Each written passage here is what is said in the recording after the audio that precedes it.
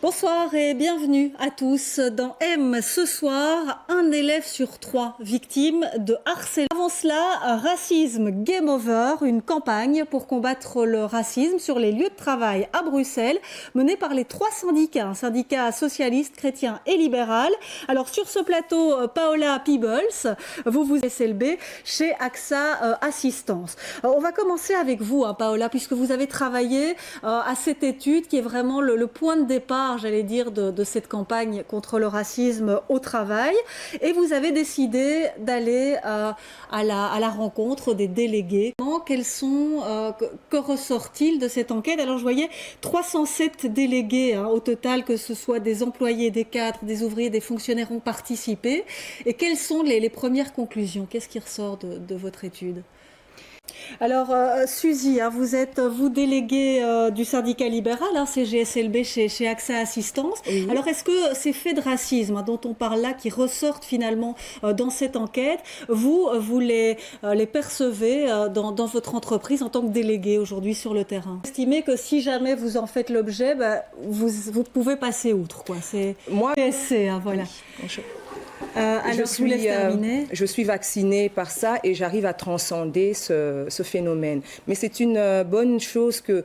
Alors, Eva Jiménez, vous représentez la CSC aujourd'hui. Oui. Vous êtes déléguée du syndicat chrétien à Bruxelles. Alors justement, vous, sur le terrain, est-ce que les faits de racisme, vous les ressentez, vous les voyez? Est-ce qu'on vient vers vous? Les travailleurs viennent-ils vers vous pour ces problèmes-là? Portement des opinions racistes ou discriminatoires. Alors, je me retourne vers vous, Paola Peebles. Vous, du côté donc de cette étude, vous rejoignez ce que dit Eva. C'est-à-dire, est-ce que vous-même, vous avez fait l'objet de discrimination ou de faits de racisme? Au niveau d'une réaction quasiment post-traumatique. Ça ressort aussi de votre étude, que dans les faits de racisme, ils sont fondés notamment sur ces faits-là, sur la nationalité, la couleur de peau également. C'est ça qui ressort ça concerne en réalité presque, je dirais... Ils doivent mettre ces moyens nécessaires pour que les personnes osent en parler. 5% des délégués sont prêts à entreprendre des actions contre le racisme, mais ils estiment qu'ils n'ont pas les moyens. Et donc, des actions plus concrètes via les délégués, peut-être de manière plus informelle. Merci en tout cas d'être venu partager vos témoignages et cette étude sur le plateau. On va poursuivre avec le harcèlement à l'école, un phénomène de plus en plus présent. Et pour le combattre sur le terrain, des initiatives, des actions concrètes également. On en parle tout de suite avec nos invités.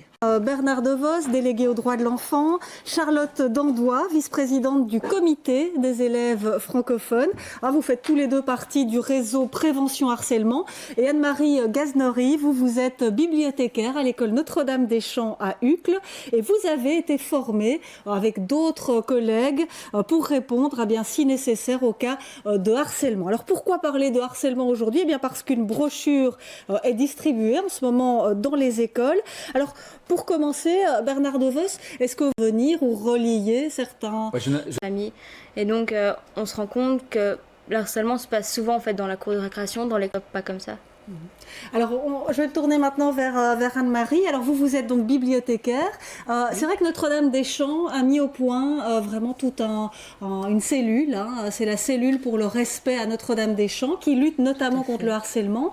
Et vous avez été formé avec une vingtaine d'autres personnes pour répondre à ces questions de harcèlement. Une petite réaction, parce que c'est vrai qu'ici, on parle d'un cas concret dans une école ici bruxelloise concrète aussi. Maintenant, il y a le réseau prévention harcèlement avec vraiment tous les conseils de base, que ce soit pour les parents, le personnel éducatif, les enfants, le suivi, le soutien aussi au personnel éducatif, l'association jeunesse. On va à présent s'intéresser au Magicland Théâtre qui vient de lancer une campagne de crowdfunding, de financement participatif. D'abord, un extrait du spectacle que l'on peut voir pour l'instant, Surprise du chef. Surprise du chef à voir en ce moment Magicland. Bonsoir de ce théâtre depuis longtemps maintenant. D'accord, Mais, donc c'est pas mal ça. Oui, quand oui, même. tout à fait. On avait Vous passé. êtes agréablement surpris qu'on ait répondu comme ça positivement Oui. Petits dons, parce que j'ai vu en allant voir un petit peu sur Kiss Kiss Bang Bang que certains mettaient 10 €, 20 €, et ça a été jusqu'où quoi. Ah oui. Merci d'avoir été avec nous, hein, Patrick Chabou. C'est ici que nous refermons cette émission. Je vous souhaite une excellente soirée sur BX1 et à demain dans M.